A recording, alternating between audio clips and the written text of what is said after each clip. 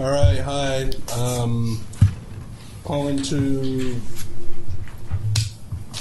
go ahead and start the CPOT meeting for July 11th, 2009. I guess we'll go around and make introductions real quick. This is Al, Vice Chair of CPOT. Dr. Rachel Knox.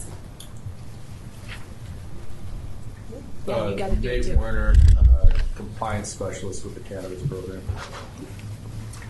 Kinya Ueoka, CPOT Liaison to the Cannabis Program. Arania Brown, Admin Coordinator for the Cannabis Program. Catherine Cognac with Dr. Portland. Stephanie Neal, the Compliance and Sustainability Manager at Oregon's Finest. Nicole Bowles, Oregon Health and Science University. Nikki Thompson, Metropolitan Public Defender. Great. The members of the want to ask the members of the public to introduce themselves? Yeah, would members of the public like to introduce themselves for the record? For the record, I am Laquita Lanford, and I work with Green Hop. Welcome. My name is Mary Clark II.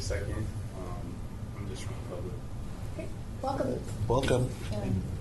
My name is Anthony Dean, and I'm just a citizen. All right, perfect. Thank you, citizens of the public. I guess we can go, since we have a packed agenda, we can go ahead. I'd like to get some admin stuff out of the way. And I think the first thing is the approval of the last meeting's minutes. If everybody can go ahead and take a few moments to review those.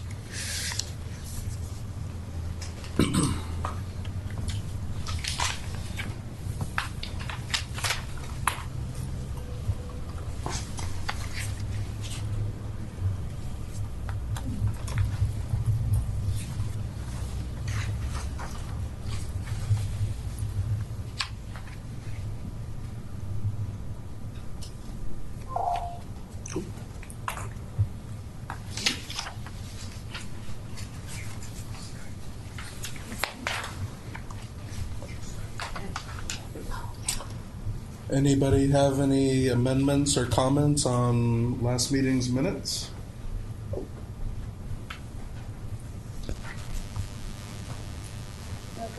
Okay. I do have one. I just wanted to know on the community cannabis calendar, I think the feedback, I don't know if we need to note it in the notes, was that I think the question between Tiara and Jeanette was like whether these are events related to kind of social justice in cannabis or whether it's just generally cannabis. So I think they agreed that if New Leaf is going to be involved, it's more along the lines of like kind of more social justice in cannabis and communities of color. But they're not kind of like the end all be all of all of this. And just to share with you, Winta popped in prior to everyone getting here. She apologizes she couldn't be here. She has a flight. She wanted me to share with you. She wanted me to share with you that she is actively working on some of the changes around the tax piece that have been discussed at the last meeting, but there hasn't been any progress yet there. They're still pushing for the allocation to be in set percentages and to establish what those percentages will be.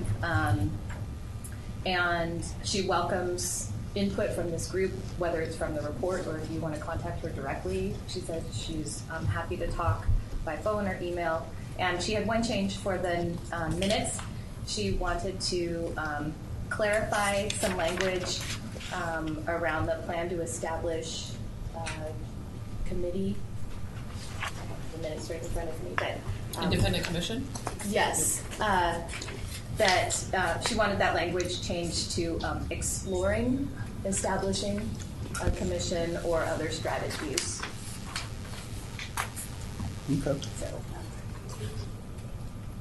And also on the community cannabis calendar, we talked about identifying other organizations in the community who could share in pooling events. okay. Great. that were more relevant to each, but together more relevant to everyone. Okay. Any other comments from the group here? Okay.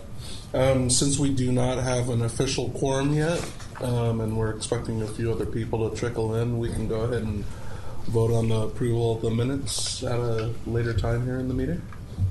So, and yeah, since we did that and Nikki's here, we can go ahead and start with Nikki. So go ahead and introduce yourself to the group. Well, my name is Nikki Thompson, and I'm an attorney at Metropolitan Public Defender in our Community Law Division. And our Community Law Division is about, oh gosh, I always get this wrong, but I think we're about 2 years old. And we were developed to assist clients remove the barriers that are keeping them in poverty.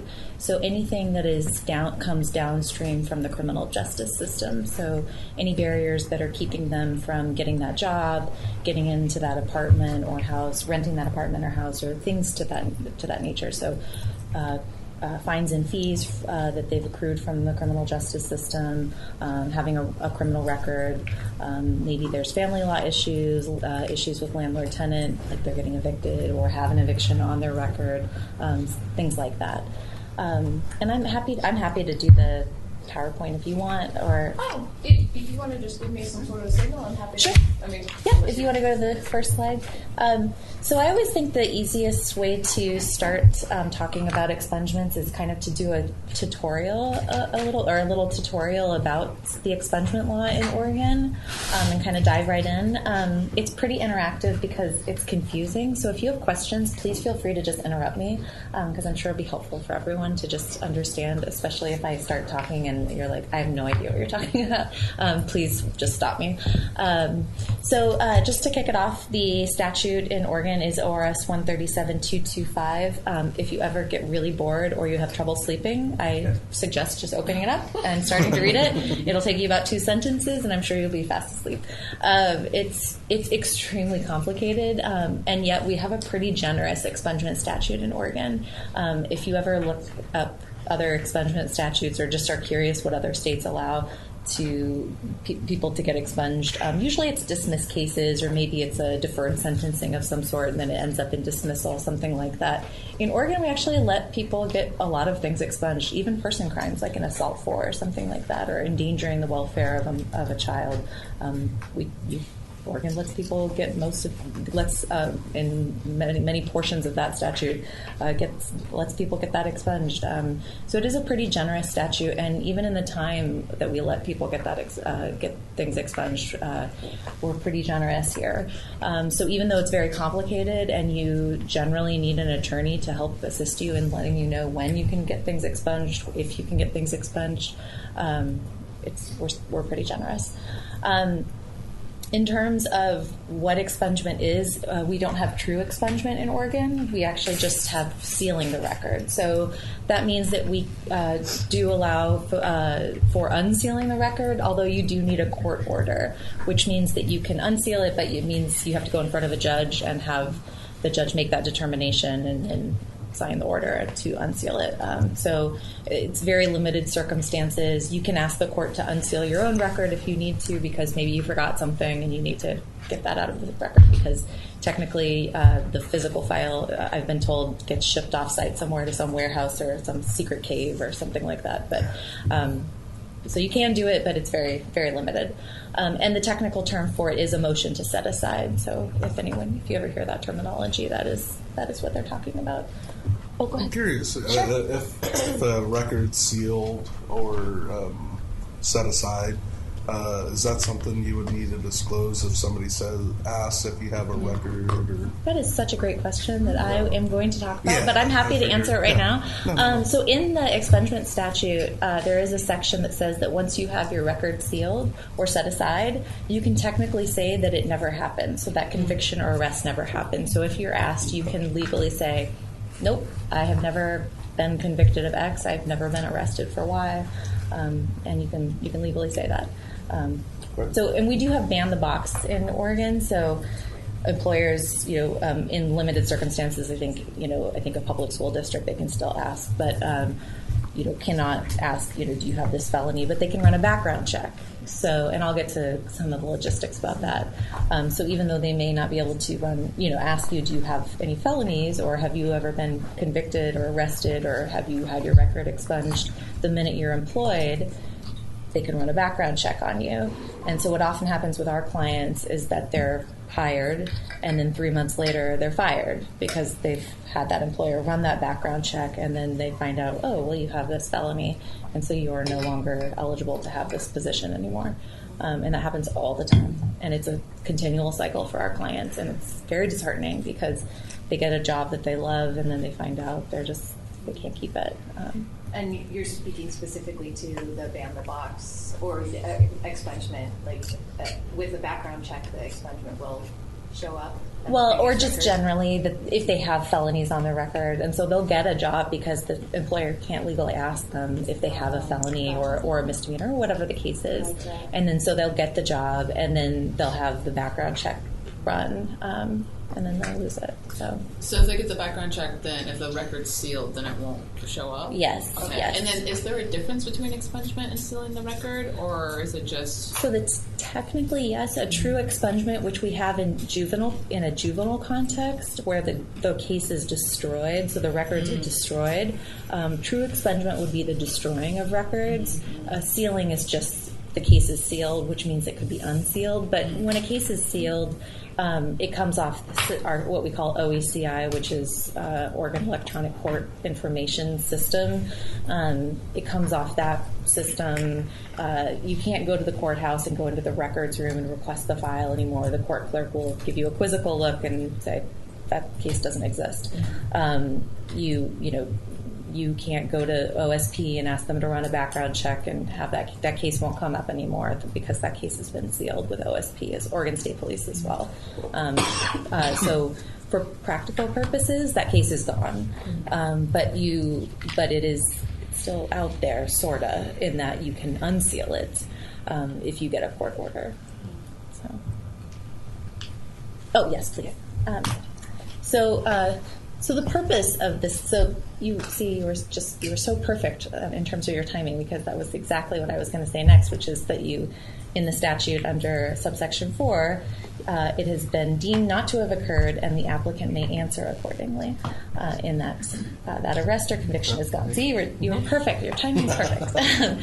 And in case law, the court has essentially said that the purpose of expungements is to enhance employment and other opportunities such as housing and remove the stigma associated with a criminal record. So really this is about employment, and this is about housing and stigma. And so when we talk about if we ever, and I'll get to this in a second, but if we ever get objections to somebody's expungement, then that's really what we emphasize, is that this is about someone's opportunities when it comes to housing, jobs, and just removing the stigma. Generally people have moved far enough away, and I'll talk about timing in a second too, but they've moved far enough away from maybe where they were at that time when they got that conviction or got that arrest, and they just don't feel that way anymore about themselves. They've moved past that point in their life, and so that stigma, or that way that period of their life, they want to feel that the way they feel about themselves now, and they want their record to reflect that. And we talk about that a lot too when we have those hearings. So this one, I kind of move. So when are you eligible to have your conviction expunged? 3 years after the date of conviction, which is technically the date of pronouncement of judgment. You can have no other convictions in the last 10 years. So once you move to that, after that 3 years after the date of conviction, you can have no other conviction in the last 10 years. This is where it gets a little complicated. So that basically means you can have one conviction in the last 10 years. You also have to have fully complied with and performed the sentence of the court. Practically speaking, that means you have to have paid off all the money on that case. You have to have completed probation and done all the things that the court said you had to do. So if they said you have to do theft talk, you have to go to a victims impact panel, you have to do community service, whatever those things are they said you had to do, you have to have done those. And you can have no pending charges. And so hopefully you don't have any, because if you get another conviction, you're going to have to wait even longer. And so that's still true for a cannabis-related conviction as well? Yes. And I'll show you, I have a little graph. I'll show you exactly how that kind of plays out. Next slide. Sorry. No, it's fine. I was just thinking. And then so what is a conviction for practically speaking? And this is for in terms of timing. So what does it mean for conviction in terms of the statute? So it is felonies and misdemeanors. So just any felony, any misdemeanor. So for a cannabis-related conviction, if you have, let's say, a theft or an assault, that's going to block you. An expunged conviction could block you. So if I've expunged an old theft and then I have a marijuana conviction I want to expunge, that theft could block me. It could be non-traffic violations. So, maybe push the next one. So a possession of less than an ounce of marijuana or a fare violation could, if I have two of those, one of those violations is not a violation or a conviction for purposes of the expungement statute, but two of them is. So maybe that PCS, less than an ounce of marijuana, maybe I don't care about that very much. I really care about that felony theft in the first degree, and I want to expunge that. But that PCS, less than an ounce of marijuana, and that fare violation together are blocking me from getting rid of that felony. So now I really do care about that marijuana conviction. So that would be an example of how a marijuana conviction is really affecting me. And an out-of-state conviction counts as a conviction for purposes of the expungement statute. And then municipal court convictions. And those are tricky because muni courts do not play by the same rules as circuit courts. They don't fall under the jurisdiction of the Oregon Judicial Department. They have their own. They don't. When I say OECI, I think I mentioned that before. That's the court system, data system that we use. They don't use that. They don't have to put their information in there. You'll often hear lawyers complain about muni courts just because they don't have to deal with the same systems that we often use, and so they just they don't have the same rules as often as circuit courts, so it makes things a little confusing. So eligibility, what's not expungible? So traffic crime convictions are not expungible. So DUIs, failure to perform the duties of a driver, like hit and runs. But they do block you from expungement. So if I got a DUI, I couldn't expunge my other convictions that are eligible for 10 years. No A or B felonies mostly, and there are exceptions. So the exceptions would be, if you click real quick, are almost all marijuana is expungible. There are 5 exceptions, and I've never seen them because they're pretty new, from 2015. And possession of controlled substances, so any other non-marijuana PCSs are expungible.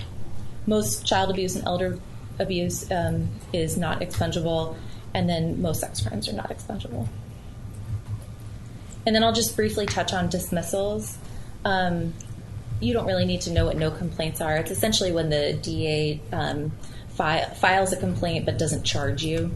And so you can't have any convictions for 10 years if you have want to trying to think of how to explain this to easily. So essentially you can only have one dismissal in a 3-year period, and you can't have any convictions in a 10-year period if you want to expunge your dismissal.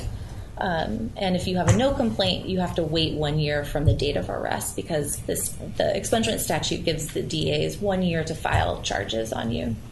And if they don't, then you get to expunge that no complaint. Otherwise, you are immediately eligible to expunge your dismissed case, and you can expunge anything. Literally anything has been dismissed, you can expunge it. So think of the most serious crime that you could be charged with. If that case was dismissed, if you were acquitted, if it was no complained, you can expunge it. So just when you say expunge, you are saying sealing the record, right? Yes, seal. Yeah, yes, thank you. No, we go back and forth just for ease of. But you're right, definitely. Technically, it's just sealing it and setting it aside. So I just thought I would show a couple examples of, because I'm a bit visual when it comes to timelines on what it looks like. So in this circumstance, this person, this is a conviction of a misdemeanor, we'll say, or a felony. This person would be eligible for this felony possession of marijuana, let's say, a Schedule 1. They wouldn't be eligible until 2020. And that's because they only have one conviction, so they have no other convictions in a 10-year period, and they have to wait 3 years. So that would be an example of that. And 3 years is just the standard that's written in the law? It's just that, yep, it's just the statutory standard. And it kind of, this is not for any reason other than I've just decided it makes sense to me. Probation is usually 18 months to 3 years, so it kind of makes sense that by that time you've probably paid off your money, you're probably off probation, you've probably finished your community service. So 3 years at that point, those things have probably already been finished, and maybe that's why legislators decided 3 years seemed like a good idea, or maybe that was the national ABA standard or something like that. I don't know that for sure, but it kind of seems right. So here we have two convictions. We'll say one is a felony, one is a misdemeanor. And this is where it gets tricky. The most recent conviction, that 2017 conviction, is eligible in 2020. And that second conviction, that 2010 conviction, is eligible in 2027. And the reason is because you can have no other conviction in a 10-year period. Here you do. And so you basically have to wait for them to time out. And so in 2020, that 2010 conviction will have been 10 years old. If that makes sense. You can go back to 2017 and say my 10 years starts here, and then it's from the date that you file. Oh, so you have to. Okay, date that you file and then moving forward, or well, so from today. So today, you look at it at this point. So today, I can't say I have no other conviction in a 10-year period. Mm-hmm. When I look at the 2017 conviction, mm-hmm. But in 2020, I can look at that 2017 conviction and say I have no other conviction in 10 years. And that's what I have to be able to do. Uh-huh. What if you wait until 2021 and then file? Sure, you could wait till 2021, but why not wait till 2020, right? You could do it sooner. Well, I'm saying 2021, and then you'd be able to get rid of both of them? Am I understanding that correctly? Sure, but you could also wait till 2020, do one, and then in 2027 you could do the other one. Okay. Yeah. But you couldn't do both? No, I'm sorry, I see what you're saying. The reason is because an expunged conviction is still a conviction for the purposes of the statute. Gotcha. Yeah. So then the 10-year clock starts from that expunged conviction forward. Exactly. Yep. Yeah. Thank you. And then for a dismissal, for this one, this would be eligible now because you can have one dismissal in a 3-year period. And then for this one, this is where it gets really annoying. I know I just said really annoying. I'm sure the other ones were really annoying too. But for this one, the 2017 is eligible in 2019 because in 2019 you will only have one dismissal in a 3-year period, but you have to expunge that 2017 one first, wait till it's been expunged, and then you can do the 2016. And the reason is because expunged dismissals don't count against you, but you have to expunge them, make them go away, and then you can do the rest. So this is getting a little in the weeds, and I just wanted, mostly my point is, this is really complicated. You need an attorney to do this for you. You basically need someone to walk you through these steps and say, okay, I'm going to do your expungement paperwork for you. We're going to wait for it to be expunged, and then I'm going to call you, have you come back and do the paperwork again and get the rest of your dismissals expunged. Hopefully that's the kind of the point of this, is that you really do need somebody to be walking you through this, because these were really easy examples, crazy enough. This is like probably the easiest these were the most easy examples I could give you. It gets a lot more complicated. So that's kind of the gist. In terms of the process, the client initiates the process by submitting a motion, an affidavit, and a proposed order. Kimia, if you want to just put I think it's probably easiest. Essentially, when you go to the courthouse, you're filing in the county in which you have that conviction or that arrest, and you're handing over the original paperwork that you have notarized, putting your basic information on there, like your address, and I'll kind of explain a little bit about what other information that you're filling out. The statute just changed, so it's $281 per conviction that you're forking over to the clerk. Dismissals are free, so if you're arrested, acquitted, or no completed, that paperwork will be free. But for each conviction, it's $281. You can get that waived. In my experience, every county is different. So if you're in Multnomah County, it's pretty easy to get it waived. If you're in Marion County, I don't know that I've had a client ever get it waived. So it just depends. So they will give you copies of that paperwork. One is for the client to take home with them, and then the other copy they take to the DA's office and turn it in with a fingerprint card, which we do at our office. And if they have just a dismissal, it's free to file. If they have even one conviction, they will owe a one-time $80 certified check or money order made out to the Oregon State Police. Now that $80 is per county. So let's say I have a conviction in Multnomah County and a conviction in Marion County. I'm going to owe $80 to both counties. So that is also a little annoying, but it's in the statute, unfortunately. So that $80 is not waivable because it's within the statute. And then, do you mind? Sorry. I was curious, what's the criteria for having the conviction fee waived? The 281. I think it's. I'm not sure if it's 120 under the federal poverty line. Truthfully, I think it's just what the county feels like doing. And municipal courts are not bound by that standard filing fee because that's only applies to circuit courts. So they will just make it up, from my experience, in terms of what they charge. That also applies to juvenile courts. So in Multnomah County, it's free to file for juvenile expungements, but in other, I know like Jackson County, they charge I think $60. So it just depends. It's not real standardized. Okay. Thank you. And then the paperwork is different for every county, but the type of information they require is largely the same. So it's so it's the way the defense. So again, you really need an attorney to help you who has access to court information. It's the way the defendant's name is listed in the case, which often is an alias, or I shouldn't say often, but can be an alias, or very misspelled because it's the way the clerk or the police officer wrote it, which can just not be anywhere near the way the person is actually spelling their name, or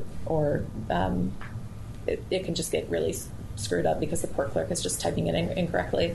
The case number, the district attorney's number, the arrest date or dates, sometimes there are multiple, and conviction date, and then conviction and arrest charges. So again, that could be a client calling all kinds of places trying to get that information, or they could just have an attorney do it.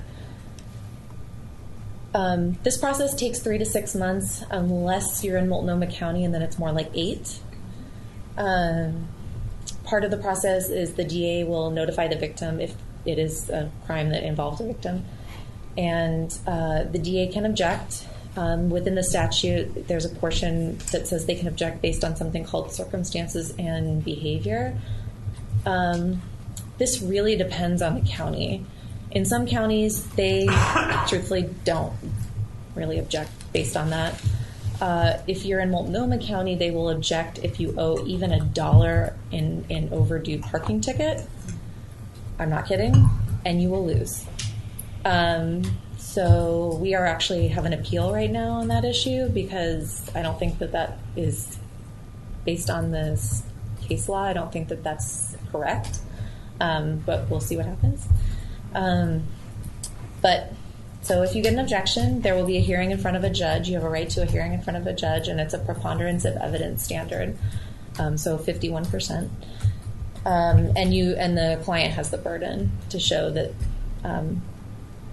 that they, by a preponderance of evidence, based on circumstances of behavior, warrant a granting of their motion to set aside. And if they do receive that objection, I'll just touch on objections real quick. They get 30 days to respond to the district attorney's letter. The hearing will be set some months out. In Multnomah County right now, if you get an objection, you're talking about a year probably before you will know if you a year between getting the hearing set, having the hearing, and then knowing if the judge will be granting or denying your motion. We represent clients if they're in the Tri-County area, and then if they're not, we'll still help them with their hearings in terms of coaching them through what to say and giving them notes and whatnot. We won't drive to Klamath County, but if the client is willing to do that, we'll help them figure out how to deal with the hearing. And then we write the reply and then represent them at the hearing. So that's generally what we do in those cases. What's your sense of why Multnomah County takes longer than other counties? Is it just a volume? I think it's volume, truthfully. I mean, I just think they get a lot more in here. I don't know this for sure, and so I don't want to. I hate speculating too much, but I think because they do dedicate an attorney specifically to expungements, I think they're just more thorough, and I think they have more policies around what they will object to. Whereas I think some counties just don't care. I think Washington County's like, hey, if you meet the general criteria, we're letting you go through. Whereas Multnomah County's like, oh, you owe $57 on a parking ticket in Clackamas County? Nope, objection. And so they're just, yeah. So I'll leave it at that. So I have opinions, but I'll keep them to myself. So. And that practice is set by the DA? That practice is set by the DA. Yeah. Yeah. Interesting. Yes. Next slide. Yes, please. The order is mailed to the client from the judge, and then the record is now sealed. And the physical, like I talked about, the physical file becomes inaccessible. And then that order goes to arresting agencies, but it doesn't go to private databases. So this is where we run into an issue around when somebody is applying to an apartment or a job. That arrest or conviction could still come up, and the reason is because it could come up with private databases, because it's not like that day they pulled from Multnomah County all of the new records and found out, like, oh, Mr. Smith doesn't have that conviction on his record anymore. So we recommend that people go through something called the expungementclearinghouse.org. It's through the Center for Continuing Justice, and they just essentially take the order they get from the court, send in a copy, and then the center sends it to 500 different background check companies, and then it takes a couple months, but they will wipe or essentially update their records on that person. I think it's through a nonprofit that I think Experian started, or a couple different background check companies, and so we usually route people through that, and we've heard good things back from clients around that. So that's one thing people can do, or they can call background check companies one by one, but I'd probably do that if I were them. So it seems a little easier. Help us write up something for our blog. Oh, definitely. That'd be nice. Absolutely. Push out through cannabis programs. Definitely. Social media. Definitely. Around that service. So SB 420, we started working with a coalition with the ACLU and Urban League and a couple other organizations, kind of some smattering of other folks who were interested, and then Senator Frederick and Senator Przanski to do initially wanting to do automated marijuana expungement or statewide marijuana expungement, and essentially the fiscal was what two things got in the way: the fiscal and the fact that pre-2005 the only way to know if something was specifically marijuana was that it was tagged Substance 1 or Schedule 1. So you'd have to go into the images if you're in the court system, if there were any images, which is a bit of a crapshoot already. And if there were images, you could go into the indictment or the information if it was a misdemeanor, and it might say marijuana. And if it didn't, you'd have to go into the police report and figure out if the substance was marijuana. So long story short, the point being, there was almost no way to do an automated marijuana statewide expungement without hiring FTEs to basically do a big data calling and going through each case and saying, okay, was this person indicted on a marijuana charge? Is marijuana in the indictment or in the information? If it wasn't, can we get the police report? If the police report's not in OECI, does the DA have it? If the DA doesn't have it, can we get the police report from the police department? I mean, it basically became this big thing that was potentially going to have a huge fiscal, and we were essentially told the way to get this bill passed is to make it a petitioner-initiated process, very similar to what you do if you are filing for an expungement, but to remove all the barriers so that it basically is as easy as possible for someone to do on their own. Is kind of is my recollection of these events. Not to put in words in anyone's mouth, but from what I understand, California has an automatic. They do, and my understanding from reading about it is that they had Code for America help them build a database, but they had the ability to do that with their court system, and we don't, because of the way our system is set up and because of the way we classify convictions and charges pre-2005. Yeah, okay. Yeah, because the way it looks now, if I wanted to go in and look at somebody's conviction pre-2005, it would just say possession of a controlled substance, Schedule 1. And I wouldn't know what kind of drug it was unless I go into the information. And even then it might not say. I might have to look at the police report. Okay. And then it might say marijuana. But post-2005, it delineates that? Sometimes, depending if it might say possession of marijuana. It might say, it will definitely say things like delivery of marijuana for consideration, without consideration. So post-2005, yes. But then there were some DOJ came and said that there were equal protection issues around treating some people differently, like the 2005 to 2015 people differently than the pre-2005. And then there were even concerns about people. So OECI, Odyssey only goes back to like 88. And then after that, they don't have files for people. So it would be paper files. So then there were concerns about people. Well, what about the guy with the, I always keep saying guy. What about the the woman who has the 1978 something, or there were all kinds of concerns about excuses. Yes, yes, absolutely. So this was the best. Long story short, this is kind of the best we could do for now. Okay. For now. Because from what I understand, when we were on we had visits with Metropolitan Defenders back when a few of us were on the tax allocation committee, and I know the system had a big issue with trying to separate cannabis when there was multiple convictions that were part of it, possession of a firearm and possession of cannabis, or... I mean, I don't know. I don't see why you couldn't do that, because Okay. we expunge things in part all the time. Gotcha. Yeah. Because I know that was one piece of data we definitely be interested in checking out. Yeah. Oh, yeah. Huh. Okay. Yeah, so the way it works now is this law would go into effect January 1st because there was no emergency clause.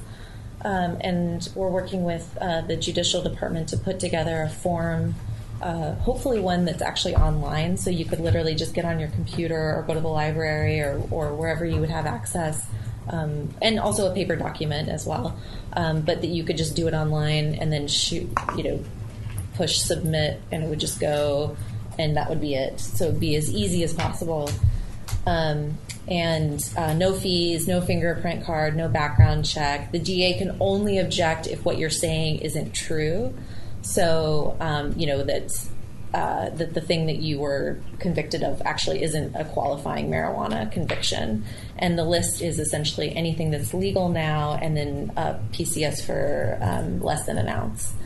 And then once, and kind of the thing that we're kind of excited about, that we were excited about, was that the blocking rules don't apply. So even if I have something that would normally block me from expunging a marijuana conviction, like let's say I have a theft from 3 years ago that would normally block this conviction from being expunged, that doesn't matter. So the expungement statute doesn't count against me.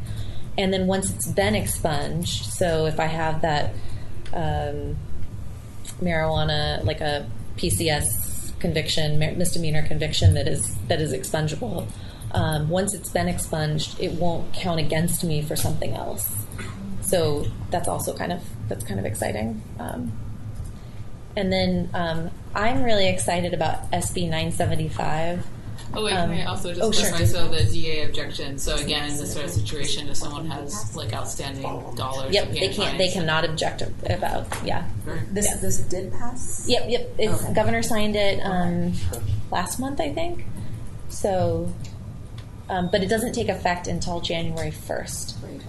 So if your conviction meets the criteria for SB 420, then all these other barriers or potential barriers are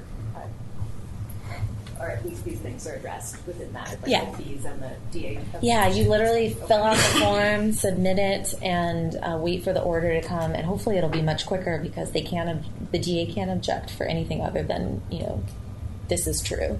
And there's no fees, there's no fingerprint card, you're just filling out that form and sending it in, and that's it. And then 975. Oh wait, sorry. Oh, sorry. Question. Oh, sure, please. So it's just like an online process, and so in this scenario, it would be really easy for somebody to do that on their own, or is it really good for them to still like? Well, is that like what's the community education around this? Yeah, so I haven't worked with the statute. It doesn't lay out exactly what needs to be on the form, and I was asked by OJD to help them make the form. So I am hoping it will be a very easy one and won't be like, what's the DA number? Because who cares? So hopefully it will just be, what's your name? What was the conviction? And the conviction date. I mean, it would they'll probably need some help with that, but maybe it's a quick phone call to the court or to us, and we can just look it up. And if it's an online form, then somebody could just sit at home and say like, oh, I still have some paperwork at home from that. I can do that real quick. Or I can sit with my attorney and we can do that really fast on the computer, and it'll take 5 minutes. Is there a sense of like what the community education is going to be around this, like letting people know this exists and that it's a possibility, or that is happening? Okay. That was definitely not part of the there was definitely no money to like for education or anything like that. Just standard communication, just getting the word out. Just go to the. There's no discussion. No. Because there's community awareness, one. Number two, community resources and access. Not everybody has a smartphone. Not everybody has a computer. Definitely. I mean, I think it definitely wasn't like this is just going to be computer, or I think it was more like let's make it also easy. Yeah. Like that would be an added benefit. So. I think there was definitely awareness that not everyone had access to a computer, but they wanted to make that part of it. And then SB 975. So there hasn't been as much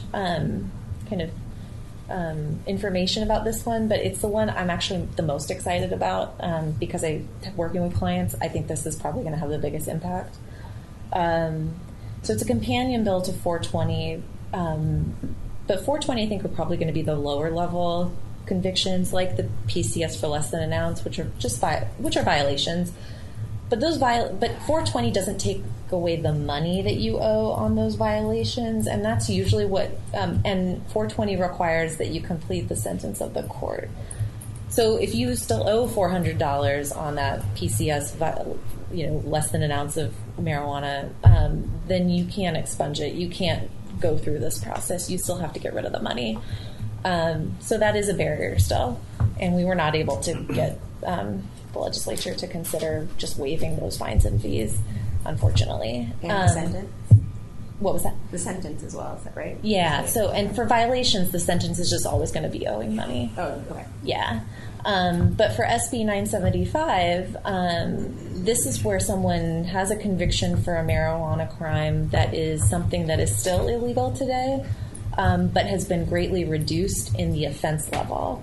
So let's say I have a B felony for delivery for marijuana for consideration, which is a B felony and can definitely I definitely have clients where they're being very severely impacted by something like that for that particular crime, and is now being charged as a misdemeanor today. But they still have a B felony, and they are still being impacted with a B felony on their record. 975 says you can file to reduce that B felony to a misdemeanor because we're going to let you reduce your marijuana conviction to the level that it would be charged today.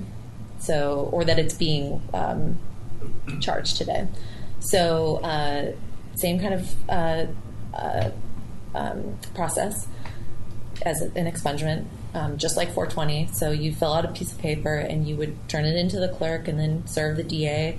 DA, no fees. DA can only object if it's not true. So only if that B felony is actually being, a C felony and you wrote misdemeanor or something like that.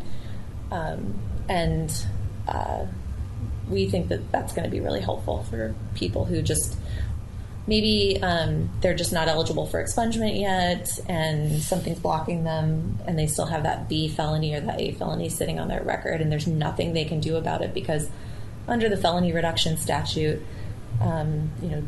that manufacturer delivery just isn't eligible for whatever reason. And so this would allow them to reduce it to whatever the level is it would be charged today. So we like that one. And that's it.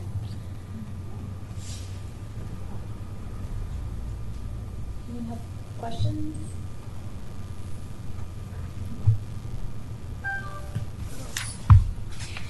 Great information. Yeah. You guys know way too much about expunsions. That's good. That's good. What I did hear was that there is definitely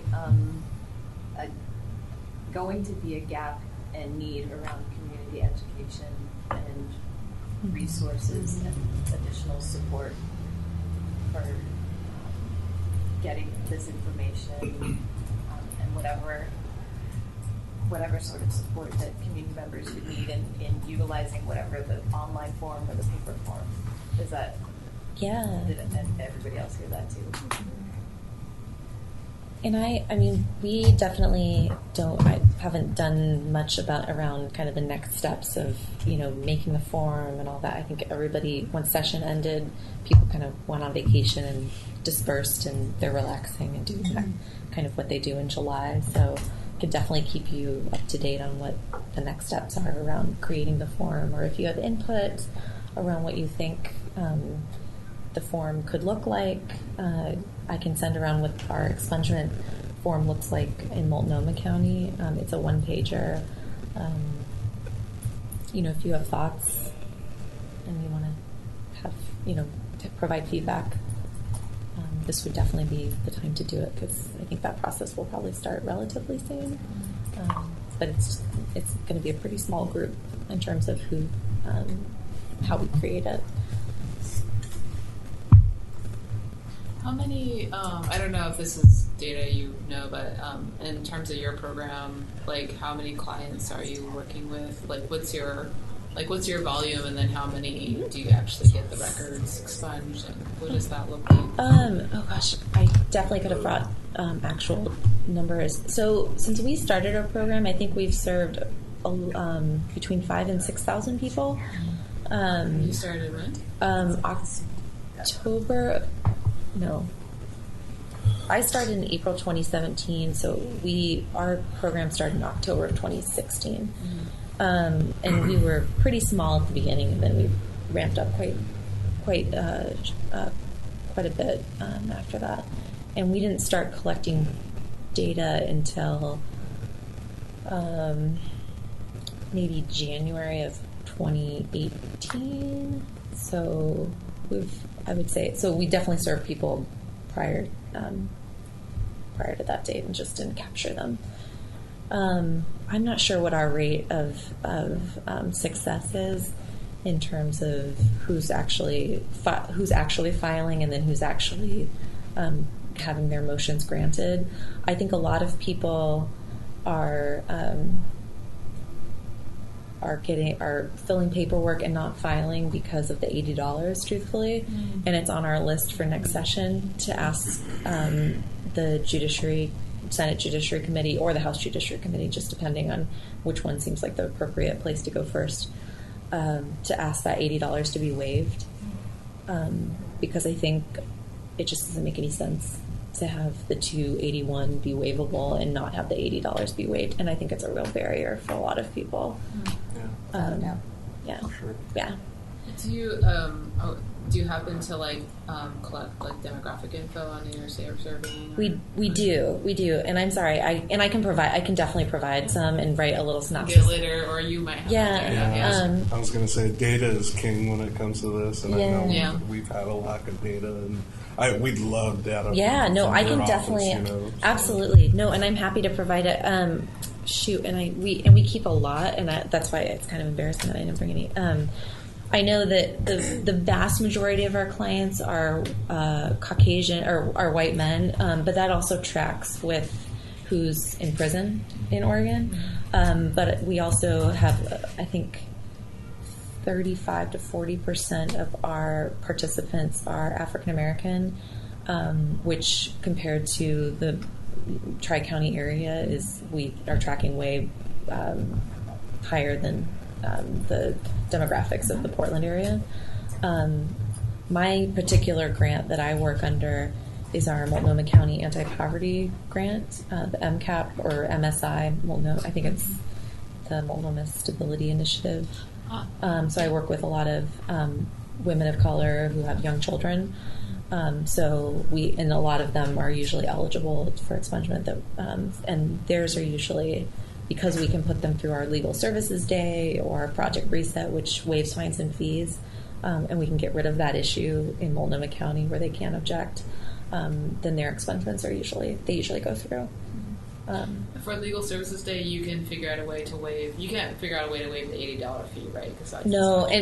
But the MCAP program will pay for it. So the county will, for that particular program, we can get it paid for. So for my clients, there's real, and I can just walk their paperwork down because I know it's going to get paid for. So I don't have to worry about them filing. They just have to file for the waiver. So that's the only reason they really have to show up. And we have a Wednesday clinic, so we can bring people through. They walk down to the courthouse, assuming they're filing in Multnomah County, and then we have the $80 check, and we just send it straight to the DA's office. They don't have to worry about it, and then all they have to do is just do the, waiver form, send in the paperwork, send in the copies with their fingerprint card, and then they're done. It takes 20 minutes. But for other clients who are going to off-site clinics that we do, and we've done some like the Urban League or the Alano Club or various other places, then it's a little trickier. I think because then you're going downtown, and I think that's just like another barrier. And then you also have to do the $80, and it's just, I think those, it's just, when you add those up, it just makes it a little trickier. Are the legal services days, is that what you mean with, because there's one in Rosewood that y'all do? That's the Rosewood one. Okay, and that's the only legal services day right now that you're doing in the... We have one in Columbia County too, much smaller, that we're starting to get going. So we have one, it's actually tomorrow, and that's our second one there. But our big one is at Rosewood, and we also have another one at PCC. Is it not Rockwood? What's the one? Oh, the Rockwood in Gresham? Rockwood Rising? No, the one in North Portland. What's Cascadia, yeah, Oh. thank you. I can never remember what the campus up there is. So, and they end up being every other month about. And the next one's August 9th. And those are the best. They're such great events. If anybody ever wants to come check it out, just to see what they're a like. waiting list of people. Like I've heard people fly in to wait outside. And what Yeah. happens at these? Legal Services Day is where you can do for every hour of community service, or if you have a caseworker that you're doing maybe treatment or some sort of training or just any sort of involvement with a caseworker, for every hour that you do, you get $100 of your court fines and fees waived. So that could be traffic, parking, maybe if you had a criminal case, whatever kind of debt you incurred from that case. And it's great, yeah. Each hour waves how much? $100 for every hour, yeah. And there's a judge will come. It's a partnership with the judges and the DA's office and our office. And so we bring a bunch of attorneys and law students and whoever else we can get to come between our office and Multnomah defenders. And we will sit with the client, tally up what they owe, and then write it out on a minute order, and then they take their letter that they have from wherever they did that work. So on the letterhead. So if it's with their caseworker, or maybe they did community service at like the Oregon Food Bank or something like that, they take that, get in line, and then show the DA. Just do a cursory check, and then they get in front of the judge, and the judge just has like a nice little conversation with them, checks out their paperwork, and then signs the minute order, and they're done. And then if they're eligible, we also get folks' names beforehand. So we do their expungement analysis beforehand. So we have a printout. And so let's say I'm meeting with someone. I might tell them, your eligibility date is 3 years from now. But if they're eligible that day, I'll say, once you get your fines and fees waived, make sure that you go talk to the expungement desk over there, and they'll get your expungement paperwork all done for you and explain how to file. We can also do things like we have an agreement with the DA's office where if somebody has a low-level marijuana violation, we will vacate and dismiss it there on a minute order.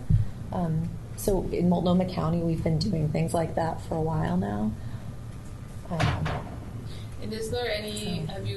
Is there any barriers, like besides, I guess, funding to like expand that to other areas of the city, or is there any efforts right now to because it's like you have like a huge demand, right? Like people like wait outside, like it's. Other than funding, funding. Just funding. Okay. Yeah. I mean, we definitely. I mean, it's one of the most fun things to do as an attorney, and our criminal attorneys really like it because I think for them it's kind of a nice relief to be able to do something kind of light. I don't want to say lighthearted, but yeah, you get to go and. I mean, it's just such a happy event. People are excited to be there, and for a lot of folks, like they're getting their driver's licenses back in that situation because they're getting debt paid off, where then they can go to the DMV and get their SR-22 or whatever the situation is that they need, whatever steps they need to take to then get their driver's license back. So it's pretty awesome. Question: What is kind of the funding gap that you guys are having right now with the number of people that you guys are seeing on a regular basis? I think it's probably more. I don't want to say it's more because I'm not the funding person, so I don't know what the gap would be. I mean, but I think some of $5 it's. million. We're talking $500,000. I think it's probably logistics. It's trying to get enough judges. So we get judges out there, but it's you have to get a judge to take their Friday afternoon for 4 or 5 hours. So to be able to schedule them to be able to do that is a challenge. And then court staff, so they have to be able to input all of those orders in, and that takes considerable time and effort, and they're not getting paid to do that. I should probably not do this because my boss would kill me, but if there was some way to give some money to the circuit court or some way to help them in some way, because the court staff doesn't get paid to do any of this, but I did not say that, and if my boss asked me, I didn't say that. So yeah, because they are definitely she's not listening. But anyway, that point was- being, like yeah. they're very tapped too. So Sounds like they need a helping hand. yeah, whatever. We just got money. Yeah. Really quickly, since no one else brought this up, are there any other areas of drug policy reform or criminal justice reform around cannabis that this group should be conscious of, or any other work that's taking place that we should be aware of? You know, I was thinking about that all day, and I just, you know, given that we just got done with session, I think everyone's kind of relaxing, and I haven't had a chance to kind of pull myself together to think about what the next steps are for next session. But there is one thing that has been bugging me around, and I don't want to call them out necessarily in this context, but I know that, and maybe you and Michael have talked about this, but Portland Public Schools still has cannabis on their, in terms of their employment practices as an exclusion. And maybe that would just be a conversation around something they would. Exclusion in terms of if someone had a prior violation, or Yeah. Really? exclusion for staff or to get hired? staff. Huh. I think it might be under their discretionary. Like if you have it, then you can appeal it as it could be appealable, but it does seem a little punitive given the fact that it's legal now. So. Do you think it has to do with federal funding? Because I know at OHSU I don't know. before through 2016 they were much more lax, and then afterwards they started drug testing for getting possessions. But they argue the argument that we have federal funding. I mean, that's true, but it's federal funding is still routed through the state, so that would seem like a little. Yeah, bit I just wanted because they had the issue a couple years ago of not having enough school days, right? So they probably are already worried about. I don't know. I don't know. Yeah, That's that's a the good only thing I question. can think That's of. a good question. Yeah, I don't know. I think the policy subcommittee, I was reading through the notes, the policy subcommittee did kind of touch on we getting did. this consistency and being aware of where there are these inconsistencies throughout the bureau policy, different bureau policies.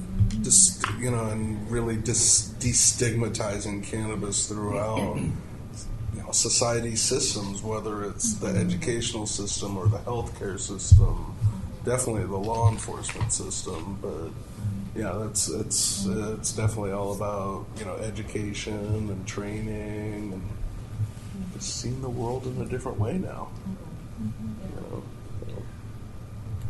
Well, I know, for a lot of our clients, they are precluded from volunteering at their children's schools because they have felony convictions. So.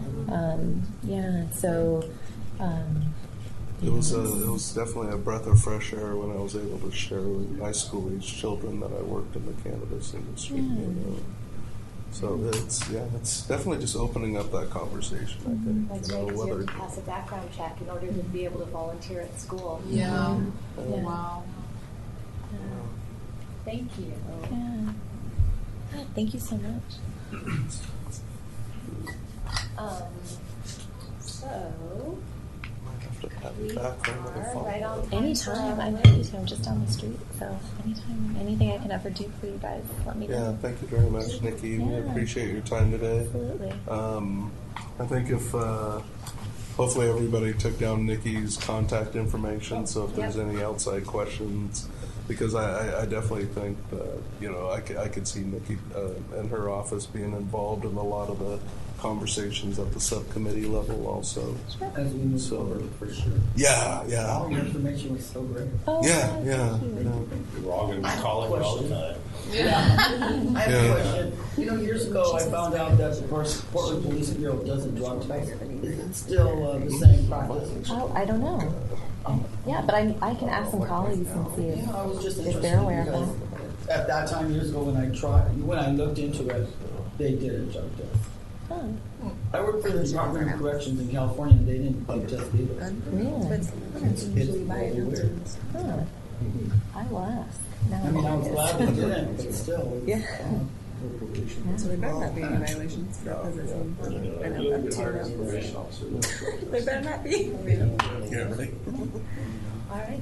Well, do you want to break the group? Sure, yeah. Let's go ahead and take our little 10-minute break, and we'll come back.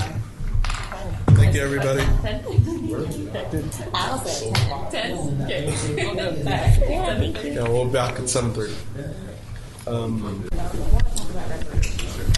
All right, recording. All right, thank you guys for coming back after the break.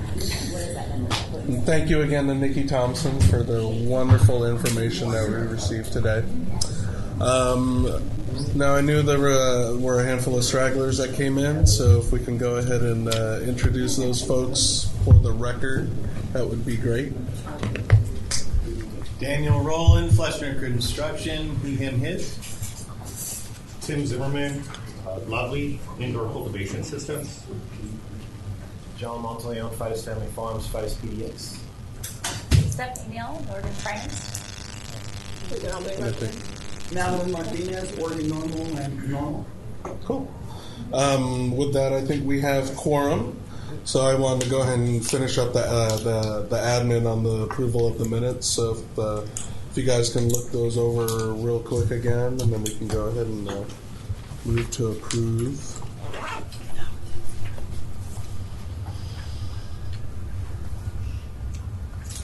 Oh, one other thing too. I looked my name's doubled up in the appendix. Oh, I was there twice. On the subcommittee? No, on the last CPOT minutes.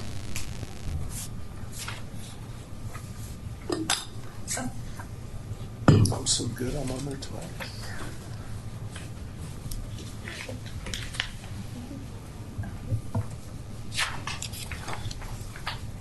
Okay. I know some people had some corrections and some amendments. So if everybody's okay with those, I'd like to go ahead and approve the minutes as amended. Everybody in favor? Aye. Any nays? Oh. Passes unanimously. Approval of the minutes.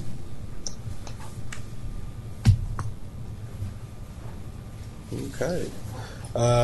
Next thing to go ahead and roll out is the reports on the first subcommittee meetings that we had this week.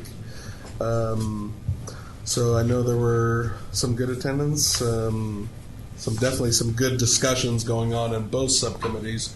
The subcommittee on informed policy making, and then the subcommittee on access. So if I can go ahead and get, I guess we'll go ahead and go through the reports here, and I guess we can start with the informed policy making. Yeah,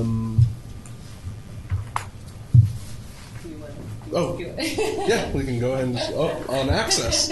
We'll go ahead and start with access because that's a fun, important one. So,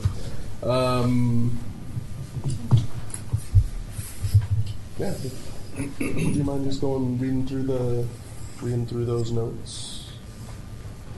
Yeah, I don't have the notes right in front of me. I didn't know if somebody from the subcommittee would want to just recap for. I can. What would you like to talk about?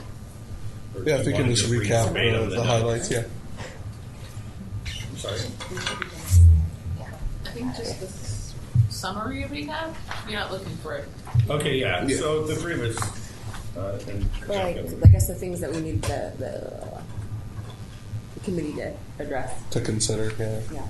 Because I know there were certain things that were already discussed at the CPOT level, but I know there were certain items and topics that needed to be brought forth to the main CPOT group. So maybe if we can go through the specific action items and the things, and then go through the things that needed to come up to roll up to CPOT. Some of the things I wasn't clear going into the meeting what the definition was. So compassionate giving. I really wasn't sure what that meant. Workforce training, education, and so we went through those items. Don't have my notes with me. And so that was nice to put some clarification clarification to certain questions. There was 3 of us, Al, Dr. Knox, and myself, and Christina sat in with us. I don't know, what you want to... Oh, that was on the Access Committee? The one on Tuesday? Yeah, oh, so we switched it. We had one on Monday. Start for access. You're right. Yeah, the informed policy making was on Monday. She started out with Access on the screen. So. Oh, Sorry, I just thought the informed policy making part was going to take a little longer, so I would put that behind the access conversation. Do you want to just elaborate on these points, like what the the gist of the conversation? So I'll skip, because I know that there's the lifting the 1,000-foot buffer. There's probably a lot of disagreement in this room. So I'll skip down to licensing fee reduction for now. There was a lot of discussion about now ONI, or what do we call now, Civic Life, already kind of worked ways in as far as social equity goes to reduce licensing fees for convicted felons with drug offenses, working with women and minority-owned businesses, and then qualifications regarding how much money the company makes, or the net of the year if you're considered a small business. And we're looking at other ways to reduce licensing fees. And what were some of those? Because really one of the focuses was it's an economic thing to support small local businesses who don't have the $20 million Canadian backers and out-of-state money. After all of the laws were changed shortly after 91 was implemented. So we're looking at ways, and it's really not that significant. Dropping $3,000, I mean, it is, but it's not when you're talking about buying a $750,000 license to just operate. So I think that we all agree that the City of Portland licensing fees, we're not stoked on them, but I mean, what's the significance to that little bit, And so there was other ways that we could do it, maybe by going back to compassionate giving, or I don't know, help me out here. Well, we talked about what should be a difference between how these large corporations are entering the industry versus locally owned, homegrown Portland and Oregon companies. And so we talked about, lifting that 1,000-foot barrier, especially in the cases of these large corporations, right? We talked about it in the context of everyone too, because what's wrong with healthy competition? I mean, every other industry has to compete. We don't enforce these 1,000-foot rules to coffee shops, so why are we doing it? We understand you have a small business, you want to preserve yourself, but come on, this is how business works. So really, we explored just getting rid of the 1,000-foot buffer, period, and be competitive in the marketplace. We didn't talk about this, but I think that might be a good way to reduce fees for small and local businesses is to increase the fees on these large foreign corporations that are coming in and buying everybody up. Yeah. They should be paying a heftier bill to play in this marketplace and offset the fees to small and local businesses. I've seen sliding scales in other jurisdictions based on revenue. Oh, really? That's a great. Licenses also, to purchase a license, because they're not issuing any or accepting any more applications right now. So to purchase a license or to purchase an application, they're going for $100K just for the application. So, I own one in a small town on the coast for retail. There's no 1,000-foot buffer, and there's 4 shops in tiny town Walport, Oregon.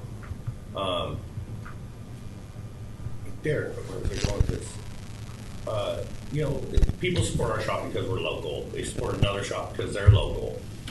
And really, when I look at Salem or Eugene, it doesn't have these restrictions. You can go down there and you can buy a shop there's already a license attached to it, and probably get a building for less than you could purchase just a license here in Portland. And it's an artificial inflation. It's artificially inflated because of the 1,000-foot buffer, because you can't find, it's so hard to find a place that's affordable in Portland, retail location that's not with, it's outside of a 1,000-foot buffer. I mean, it's just, is who can afford to participate? You know, when we talk about access, do we want to create good trimmers? You know, give people access to fill in reservoirs, or are we trying to empower people to own their own business and be entrepreneurs? You can't do that in the city of Portland. Not right now with the way it's just stacked against you. You know. Yeah, I really do consider this an unnecessary barrier.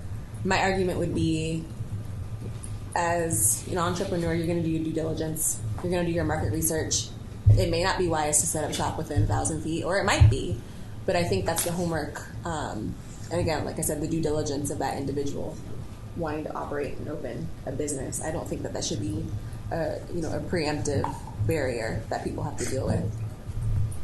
One of the other things that we talked about, I think we really talked about it at the meeting on Monday, was getting the health department people here, the health, the ones that are so concerned about social consumption.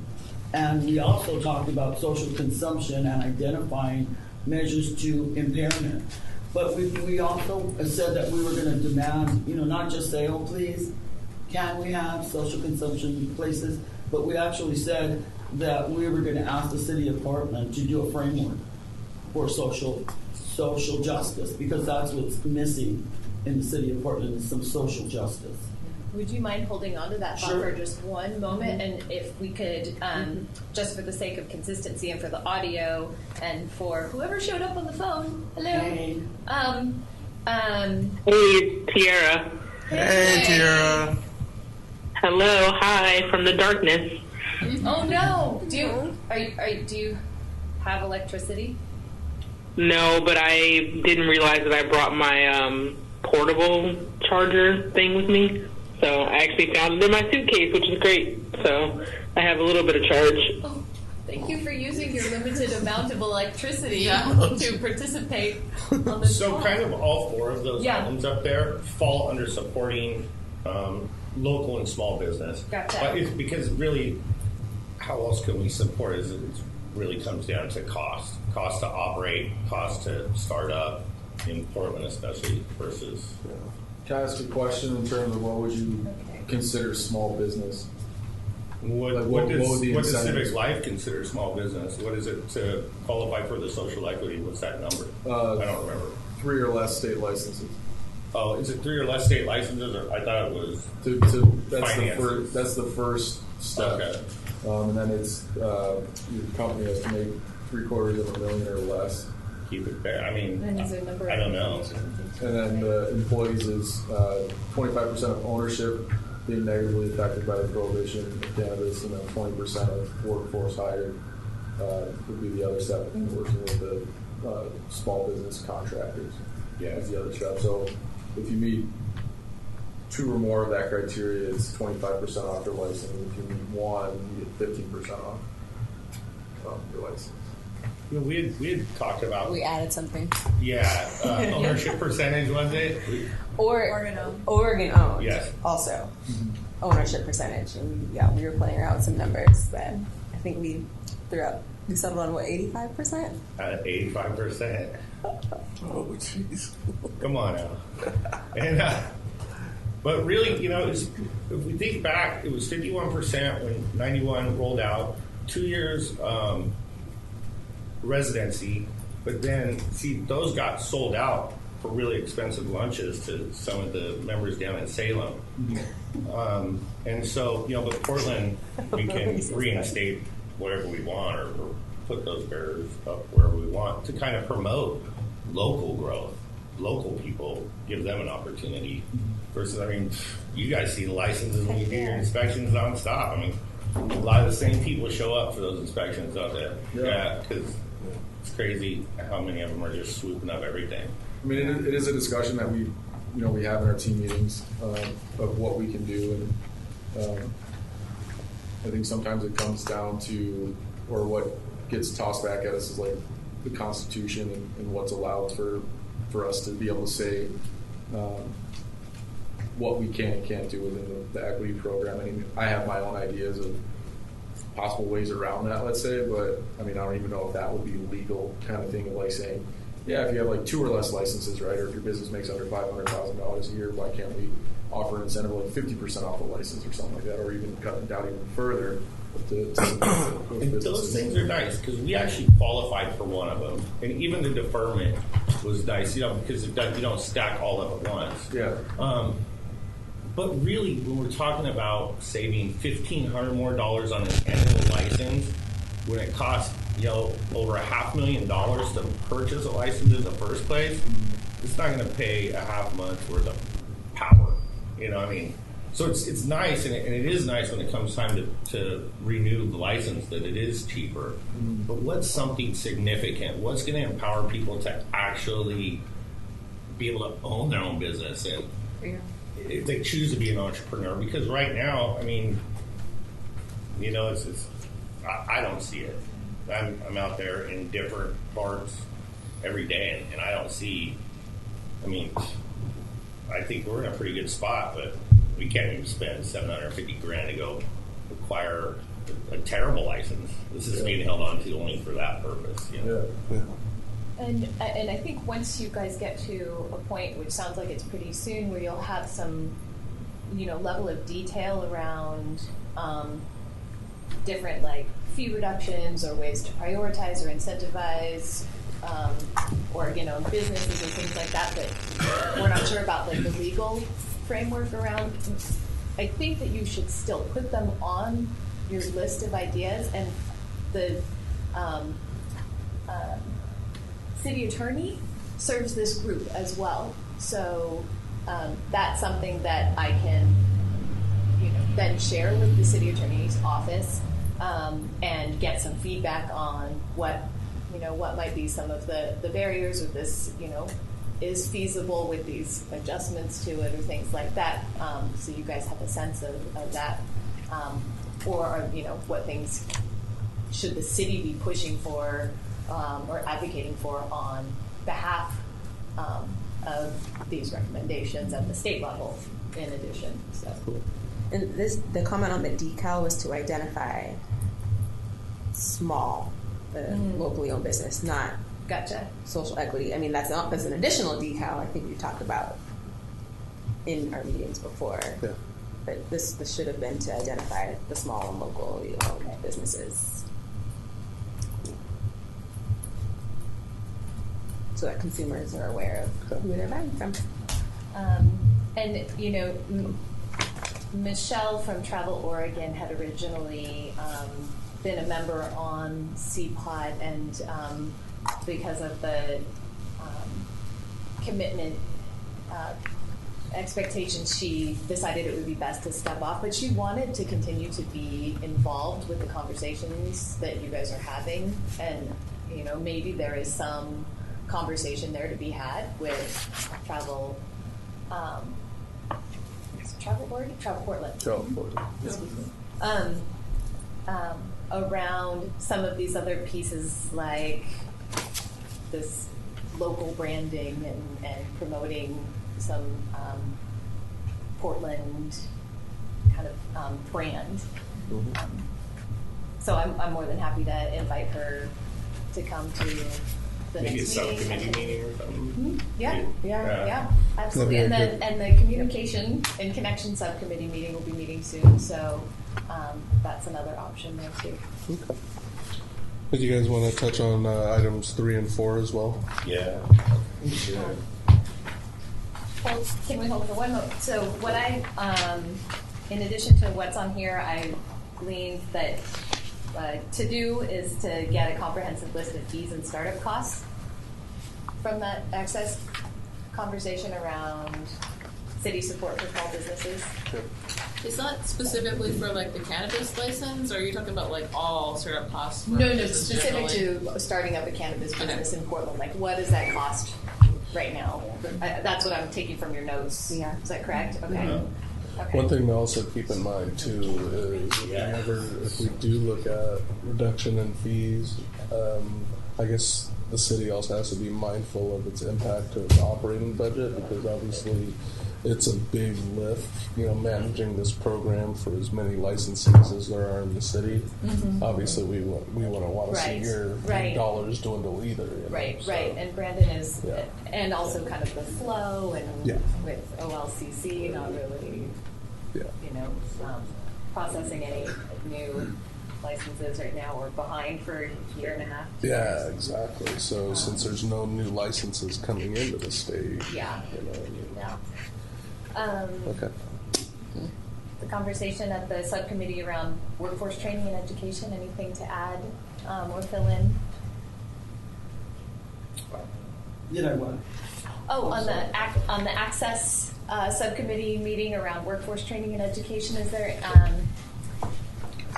I guess the bulk of that conversation touched on creating a program for facilitating education for folks wanting to enter or in the industries, so we can expose them to areas of growth. I think the example was of a trimmer. Yeah, start. You don't even necessarily have to start there. It's just bringing people in and introducing them. Like a lot of people might grow at their homes, which is fine. I mean, all of us started there up until a few years ago, and but on the commercial level, it's a whole other deal. And so just exposure to commercial operations. So again, it's giving somebody the experience and some of the knowledge to help them make an informed decision on whether they want to be an owner of a production facility or a retail facility or an extraction facility, and maybe kind of like a trade type program. I don't know much about that, but that was just kind of a thought, Yeah, and we've talked. Oh, sorry. I was going to just piggyback off that and say that that was born out of competition. These huge corporations are coming in, and there's master's programs jumping up here and there, left and right, for folks, and who's going to be most competitive in that marketplace one day? The folks with the master's degrees or the engineering degrees or whatever. So what happens to the people who have homegrown this industry and they don't have those advanced training opportunities? So how do we protect them? How do we level the playing field up front for these folks? So I guess pouring more money, because New Leaf is great, but can we scale that in a more meaningful way for everybody? Exposure, and opportunity or just an understanding should really help kind of people decide which way to go.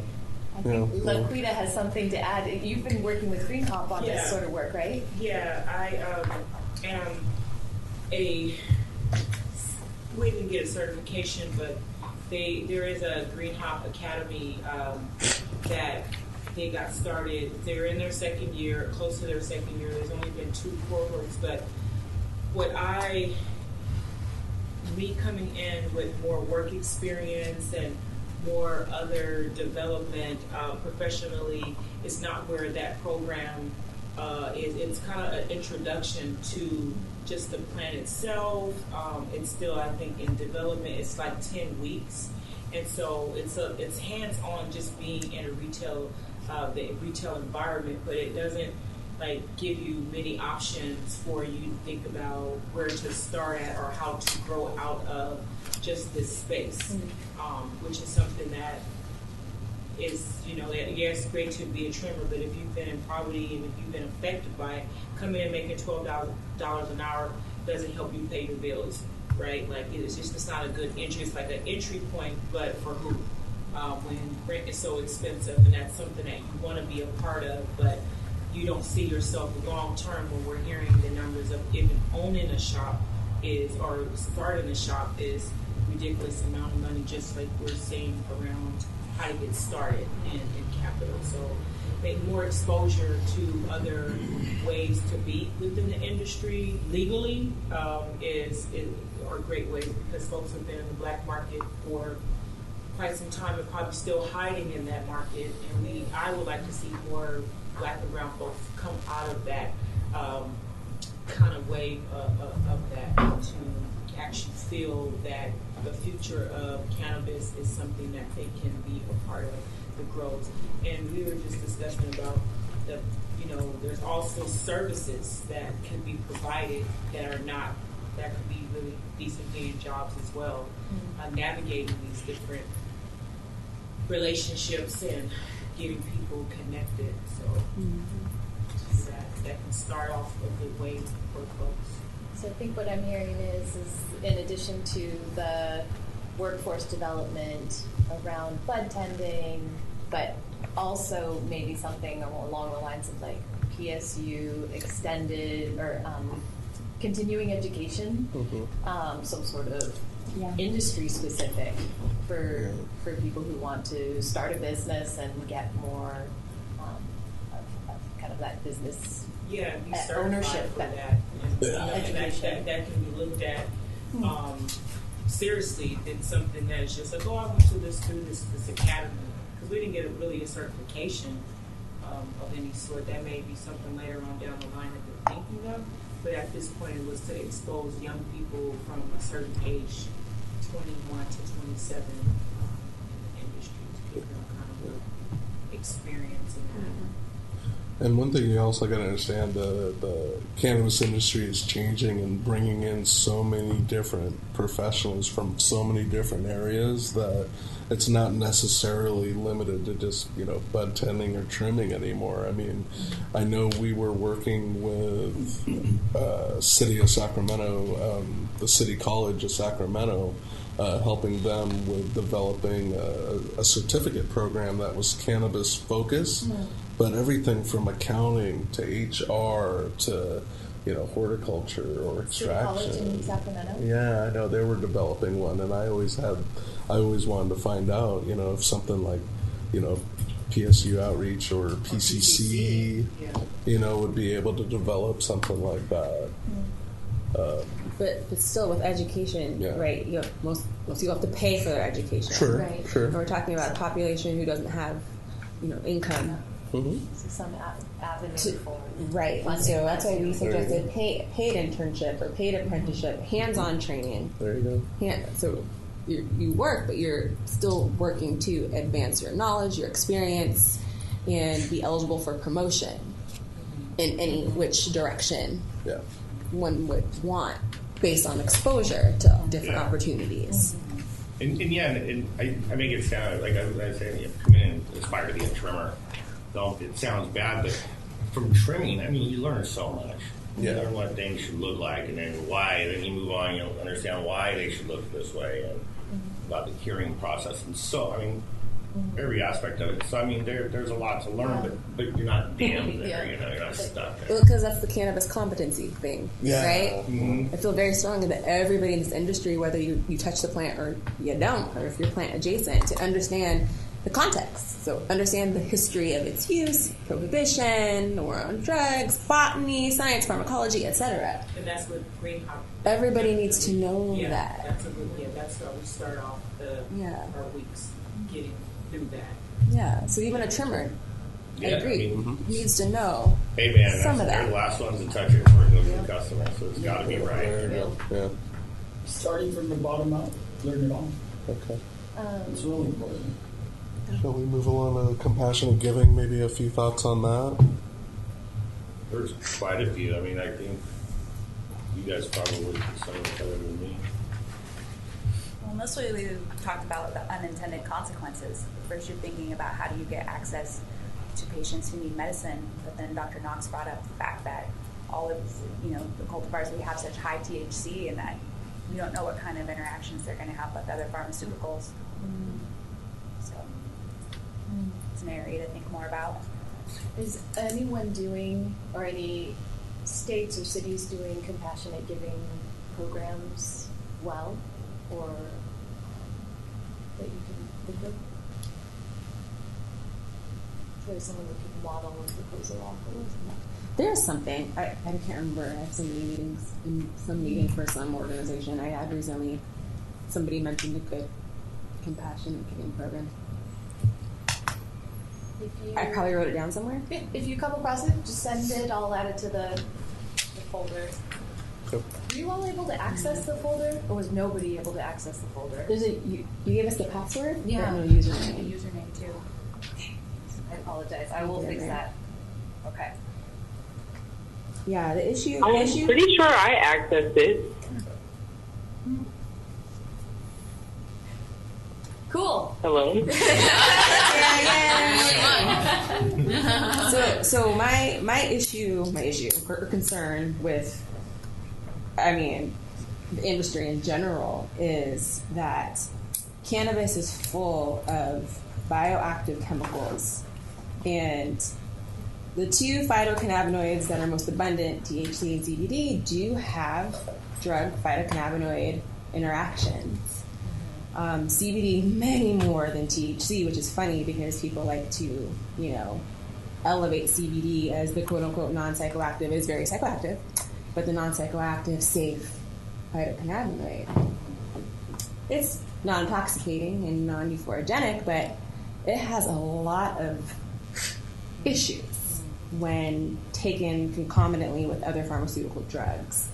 And with hemp legalization and people free to take upwards of 600 to a gram of CBD at once, well, we know that drug-drug interactions start to manifest clinically at around 600 milligrams, right? And so we're not controlling for how much CBD from hemp people are consuming on a daily basis. And, we don't regulate anything like that. You can go to 7-Eleven right now and buy a bunch of stuff that could kill you. So I'm not saying that we need to regulate CBD and THC and cannabis more strictly than everything else, but what I'm suggesting here is that when we're talking about giving away cannabis to patients for free, but we're not asking them for what medical condition, because medical condition determines what chemical profile is most appropriate for that person. Whether they're prone to anxiety or panic attack already, well, then you certainly shouldn't be getting high THC products. Are you already on prescription drugs that might interact with CBD specifically? Like, those questions aren't being asked, and we're just giving away stuff for free.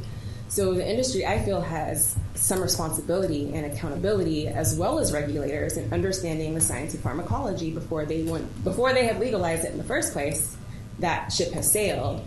But now, when we're talking about what can we give away for free, we need to exercise a lot of social responsibility there, so that we're protecting consumers and patients from themselves.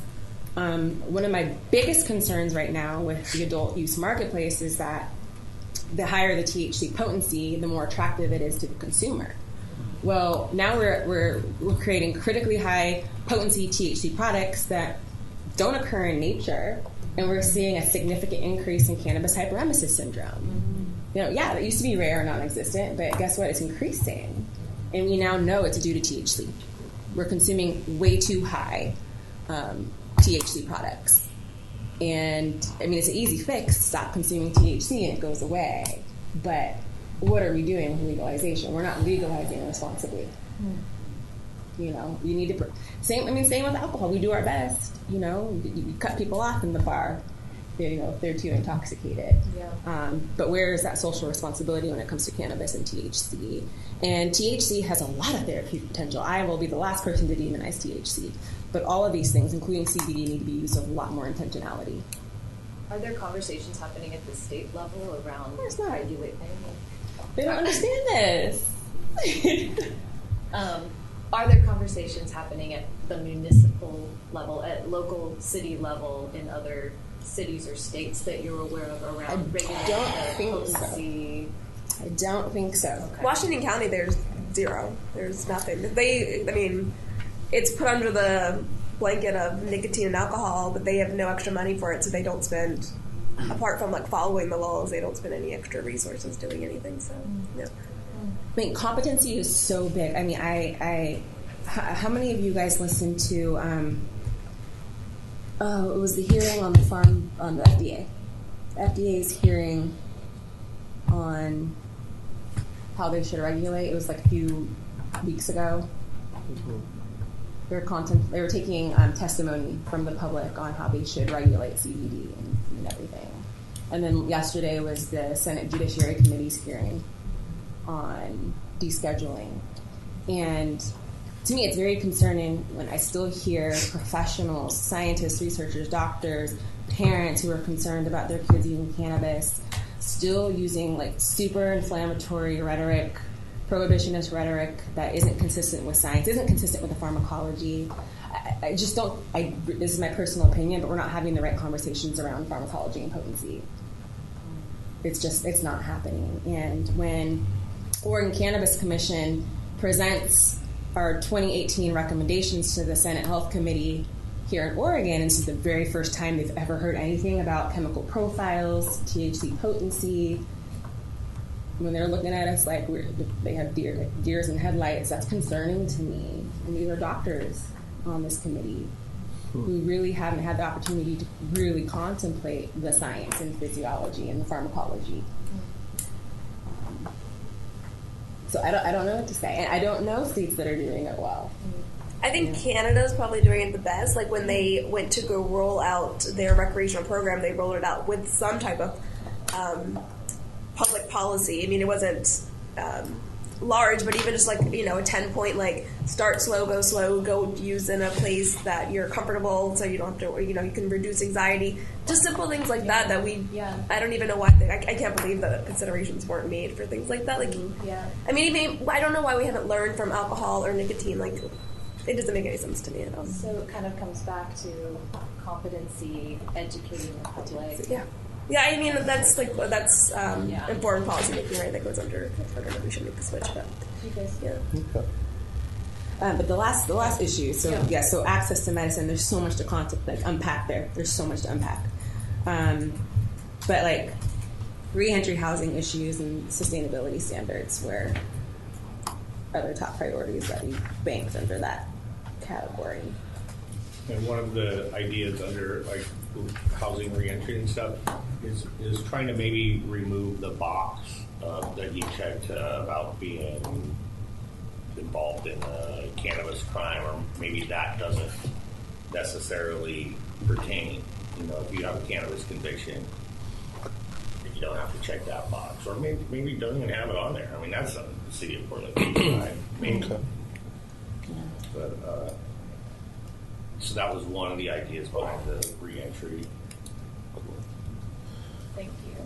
Now, is this something that this discussion on access on all these 4 points, something that would go back to the subcommittee to kind of iron out recommendations to finally bring back to CPOT to go ahead and vote on? That would be my including hope. in our recommendation? Yeah, is that they're a little more fleshed out where they need to be fleshed out, and a little more refined where they need to be refined. Okay. Because these are for access. These are the points that we'd want to include in that year-end report, right? Mm-hmm. Okay, so this could be an ongoing thing where, you know, go back to subcommittee, tweak it a little bit, add, you know, delete, rephrase, what have you. Maybe some numbers, a little bit more information. Yeah. Where those Data in there. really sit. Yeah. Right. So, okay. In the statistics, the person that you guys recently brought on from PSU. The intern, I mean, we would love to work with that individual just to show how many of these businesses, what is the percentage of locally owned businesses here in Portland? I mean, I almost think there's a lot of people who don't want to know that. Because it's crazy how our industry has just been completely sold out. And unintentionally, in a lot of areas, you know, thinking that we're doing good here and there, but there was a lot of intentional stuff done 2 years ago, you know, to just open the floodgates and then freeze licenses. Yes, so that's the part I got to step in here and talk about the freeze and licenses that I want you guys to all consider. So dropping the 1,000-foot buffer zone, okay, fine, good. But what you're going to allow with the licensing freeze for anybody new coming into this industry, there's no way you're going to have a chance either, because the corporates are going to move into now the prime real estate before you ever have a chance. And they're the only ones who can afford to sit on it for 2 years you're while going to lose either the way LCC with processes. And that's why we have to look at, you know, the incentives for, and get those numbers before we do something like that. Incentives for like local businesses. I know that the LCC doesn't intend to keep the moratorium on retail licenses, accepting applications for retail licenses like they do production. That's what I heard, and they're listening to her right now. We're having to go to that because we have a license that we are actually trying to move that was fully submitted 2 months before there was ever any licensing stop, and they just told me yesterday that I'm not going to be allowed to transfer my my license that's in the queue. That if I want to move my license, I got to move my existing license to a new location. So it's going to get pretty sticky, guys. What would be the it's all submitted. how would you prove if someone is local, besides like having your driver's license in the state of Oregon? Like, what would constitute being a local? Would it be having to live here for 2 years? That was the initial language with the two-year residency requirement that dropped. Like, it would be a completely different game if that would have stuck. The locals would have had more of a chance, and the corporates wouldn't be here like they are. And the 51% ownership, and these are all things that everyone's gung-ho about, and when I say some expensive lunches got that removed, I'm not exaggerating. Okay. So, lots to continue talking about, sounds like. Yeah, thank you, Access Subcommittee. Let's go ahead and move on real quick to the informed policy making. It still says over 19. So Oversight team, Dr. Knox got it. Overnight. Overnight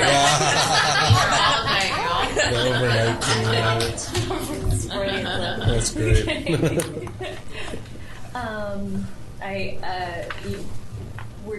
I want to do a time check. We are going to have to move a few things around, but if somebody wants to just give an overview, I think the notes are fairly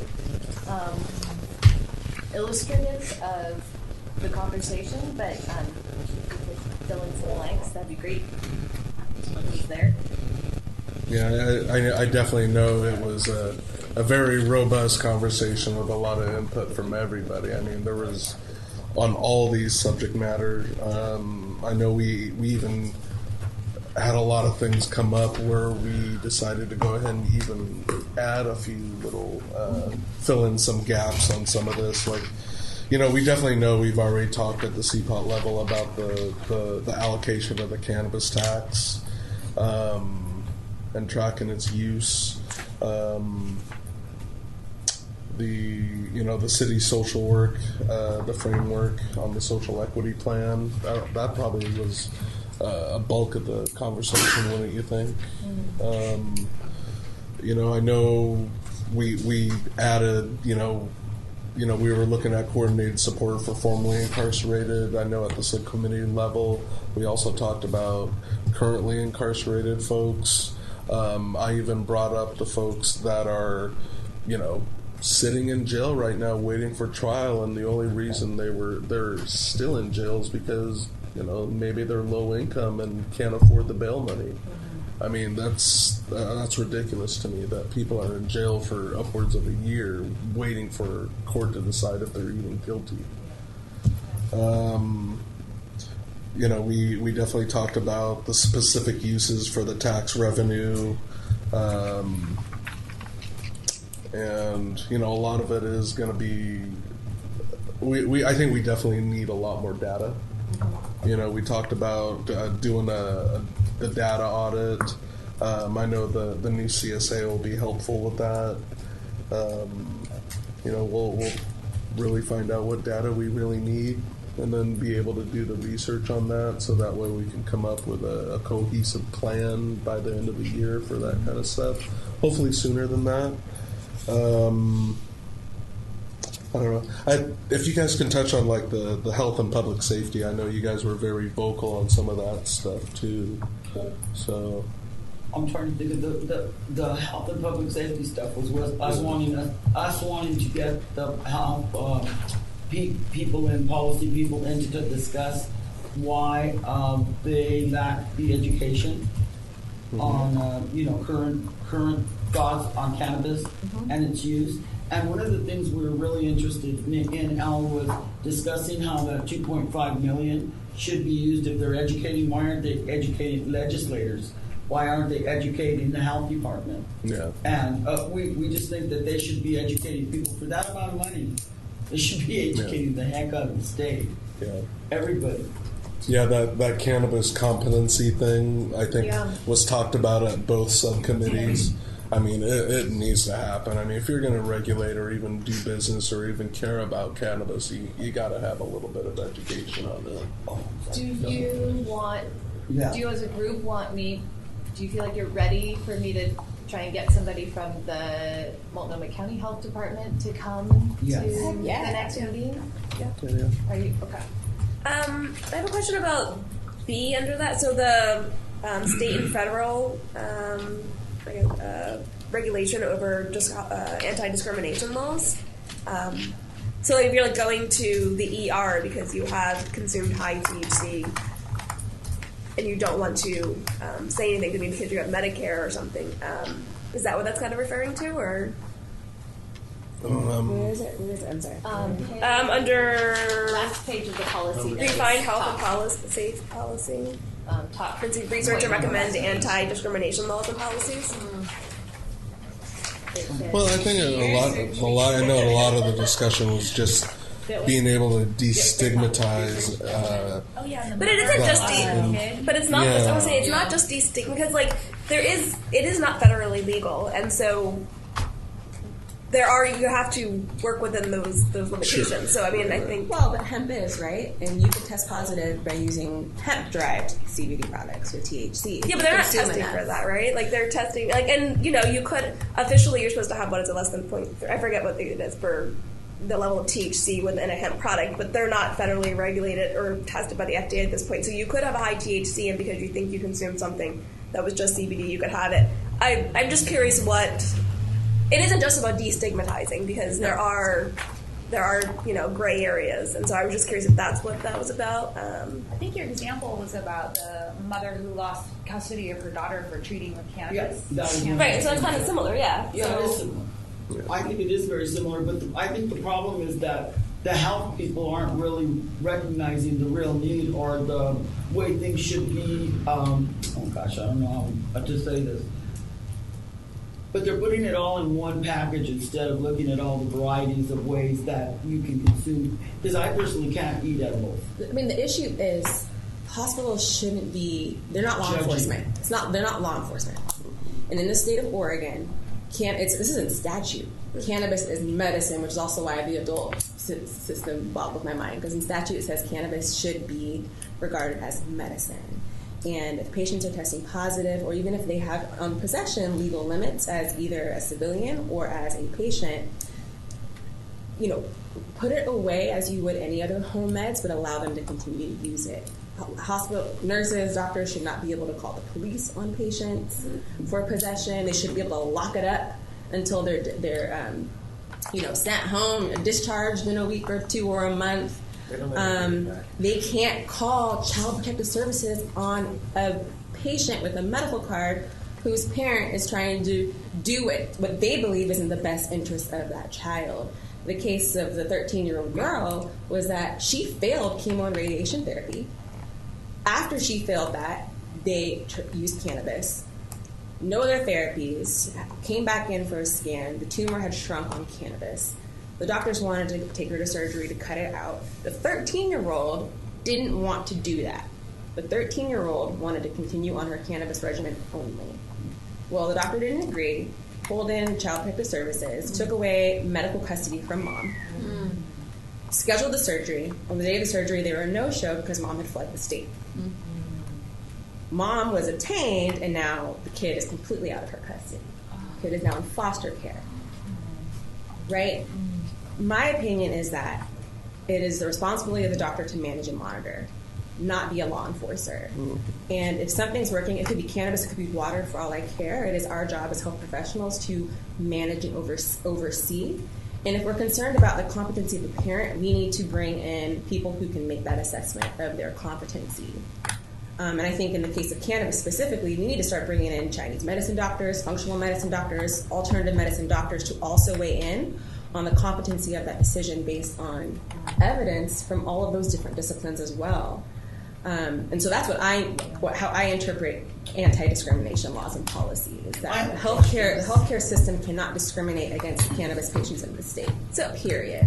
I have a question. How do we educate doctors, though, about it? Because if they're running around giving bad information out, What chance do we have? So, if I may, I mean, I think that what maybe you guys could focus some time on at the next meeting is, you know, what would the wording for a recommendation, a policy recommendation for health systems, or like a systems level policy for their like to create internally for that system.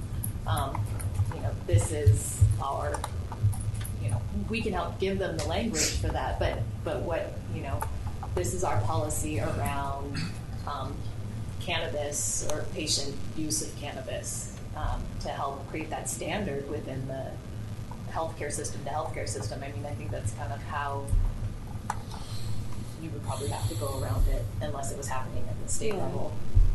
I think it's just about I think hospitals and clinics can have their policies, but you know, there is a line between having a policy and outright discriminating against patients or denying them care or certain access because of their legal choice to choose cannabis as a therapy. So I think there's a fine line, and we have to help them. And I can ask. I'm not super well informed on this, but I know like my one friend who did all her training in New York, where you know patients can tell you whatever they're using, and you as a doctor do not have to go and tell the police. Whereas here you have to tell the police. So like there's, I mean, even things like that we can say, you know, in words. So we don't think you should be allowed to do that. I can get better wording on what that policy is, but she was, you know, super shocked by that need here. So that's something else. And then things like at the VA, like they're 100% under federal regulation. So like they can't make any type of recommendations or they'll lose their job. So I mean, there's this gray area. And of course, like that's a big population that would like to be using it and stuff. So these are just boundaries that we are creating. To me, that's why it's important. I think we need to have, and this is something I'm juggling at the state commission level, but talking to medical boards and nursing boards, et cetera, because you can't gag a doctor.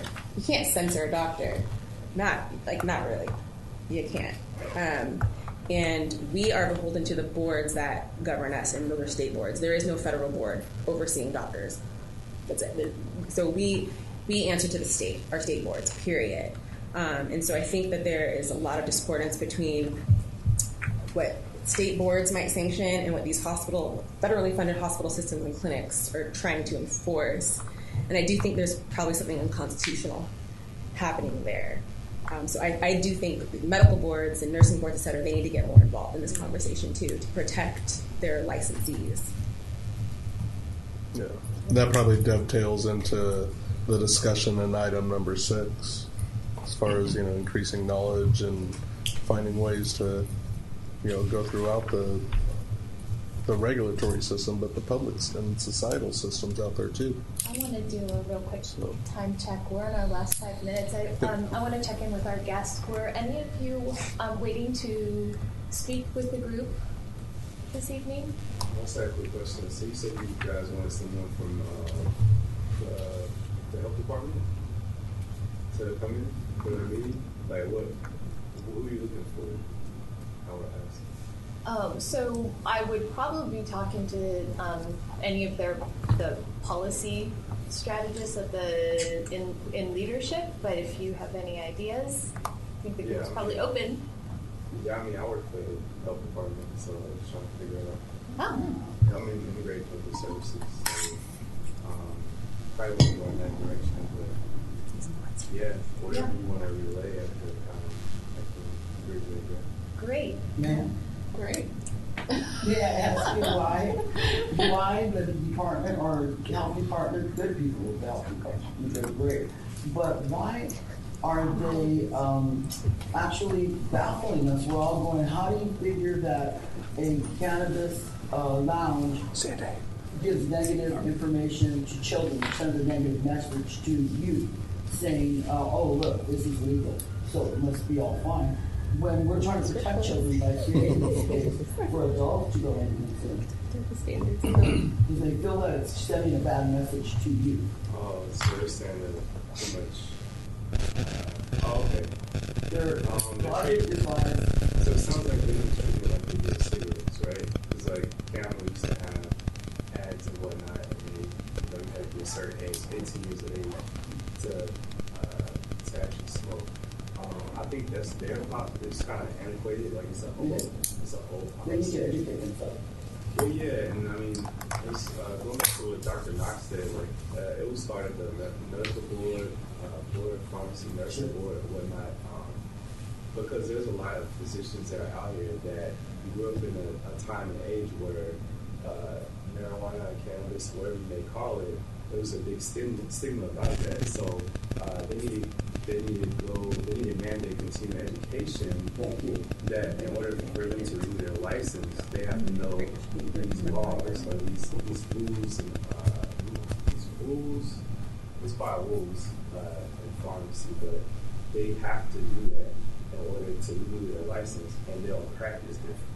Yeah, well, there's also new information over 20 and 30 years that finds that there is no negative pulmonary effect from cannabis consumption.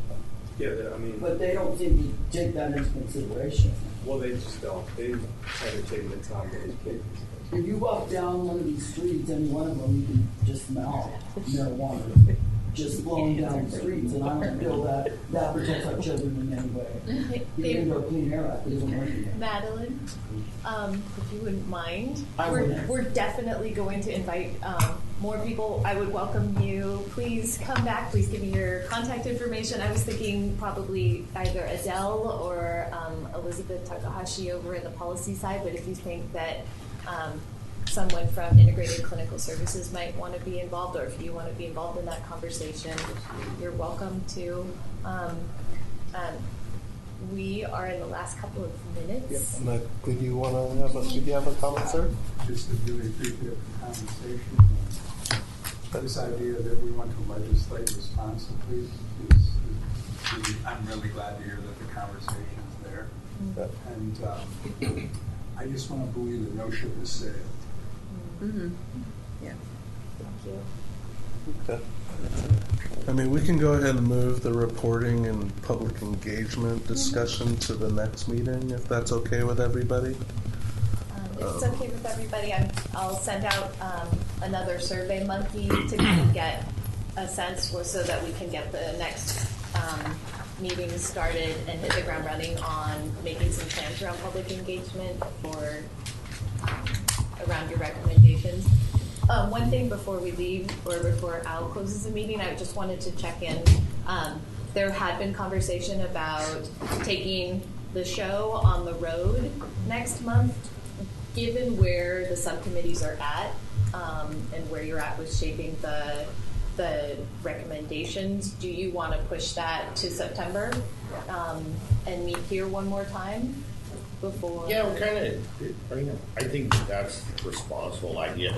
Just, man, we are great at wasting time, or not wasting time, but being killers of time in this and going way beyond, pieces of the agenda and so I mean, we kind of don't have a choice. Yeah. Yeah, and I'm glad that we enacted the subcommittees because, to be honest, this 2.5 hours once a month is just not enough time to get anything done. Or we just breeze through stuff real quick, Yeah. I got a quick question. Were the subcommittees going to be open to public involvement in those committees? I know this process is already locked in as far as who sits at this table, but subcommittees themselves, were they open to folks who have interest in those committees? My understanding is that's up to CPOT, and it sounds like everybody is because there are fewer than a quorum participating. It's kind of optional whether or not the committee wants to open it to the public, but it sounds like that the group, I'm checking faces, is open to. But yeah, and we talked about that. I think it's imperative. Yeah, it's imperative. I think we've amassed many different voices and backgrounds and experience in this group, but we can do even better by engaging with the public more intimately. Yeah. Yep. Are we also seeking one more member still? Yes. I have done my part in turning in all of the information to post the position, the open seat. So really what I've just been waiting on is confirmation that it's all in order and up on the website. So as soon as I get that from the individual who does that piece of the work, I will blast it out to you guys immediately, and we will do that open recruitment.